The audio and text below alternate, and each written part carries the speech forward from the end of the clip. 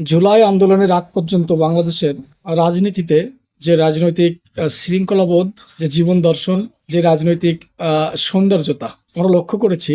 আসলে স্বাধীনতা পরবর্তী বাংলাদেশে আমার মনে হয়েছে যে রাজনীতির ভিতরে যথেষ্ট একটা শৃঙ্খলতা বোধ ছিল, যেটাকে বলা হয় রাজনৈতিক জীবন দর্শন এবং রাজনীতির একটা যে সৌন্দর্যতা।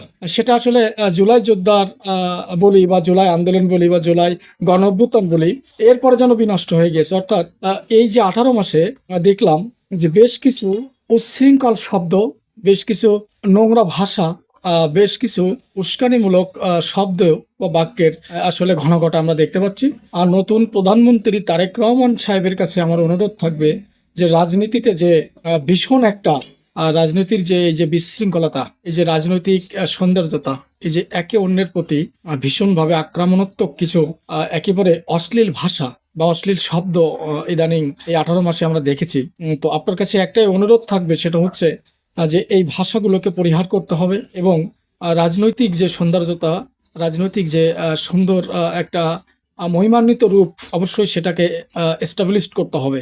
যে কারণে আমার মনে হলো যে এই যে শব্দগুলো, যেমন ইদানিং দেখতে পাচ্ছি যে আমাদের বাংলাদেশের স্বাধীনতা আর আগে এবং পরে বেশ কিছু মানুষ কিন্তু এই বাংলাদেশে জন্মগ্রহণ করেছেন, যারা কিন্তু এই বাংলাদেশের জন্মদাতা বলি, অথবা এই বাংলাদেশের রাজনীতিকে এবং এই যে রাজনীতির যে সুন্দরতাকে স্থিতিশীল করার জন্য আপ্রাণ চেষ্টা করে গিয়েছেন। কিন্তু কেন জানি না এই 18 মাসে, অর্থাৎ জুলাই গণ অভ্যুত্থানের পরে কিছু মানুষ, তথা হাতে গোনা কিছু মানুষ, আমি সবসময় হাতে গোনা বলি এদের, কারণ এই যে বাংলাদেশটা 18 মাসে অস্থিতিশীল একটা বাংলাদেশ, একেবারে ন্যাংটা করা একটা বাংলাদেশ, একেবারে মানে উলঙ্গ ভাবে অপমানিত একটা বাংলাদেশ আমরা দেখেছি।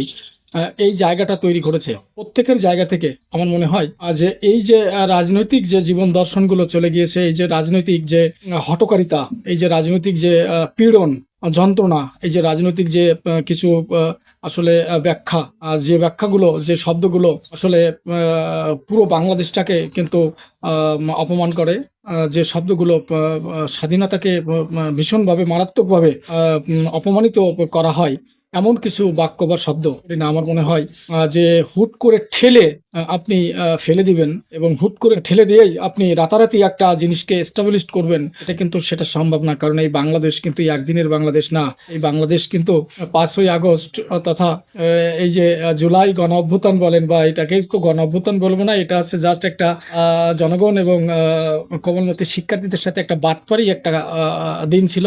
যাই হোক, জাতির সঙ্গে বাটপারি করেছে, শিক্ষার্থীদের সঙ্গে বাটপারি করেছে। এই বাটপারিকে কখনোই জুলাই তো আন্দোলন বলি বা গণ অভ্যুত্থান বলবো না, এটা জাস্ট একটা সরকারকে নির্বিচারে হত্যা করার জন্য কিছু জঙ্গি গোষ্ঠী তৎপর হয়েছিল। এটাকেই মূলত আমি বলবো যে জুলাইয়ের সমাচার। সবগুলোকে বাস্তবে দেখাতে হবে যে হুট করে হঠকারিতা করেই একটা বাংলাদেশের জন্ম দেওয়া যায় না। একটা বাংলাদেশ মানে একটা স্থিতিশীলতা, একটা বাংলাদেশ মানে হচ্ছে অনেক কিছুর সমন্বয়ে গঠিত একটা অবয়ব। একটা বাংলাদেশ মানে আজকে জন্মগ্রহণ করেই আমি সবকিছু করে ফেলেছি সেটা না। একটা বাংলাদেশ মানে যুগ যুগান্তর থেকে জন্মগতভাবে বয়ে আসা একটা সংস্কৃতি, একটা ঐতিহ্য, একটা সুন্দর পরিমণ্ডল।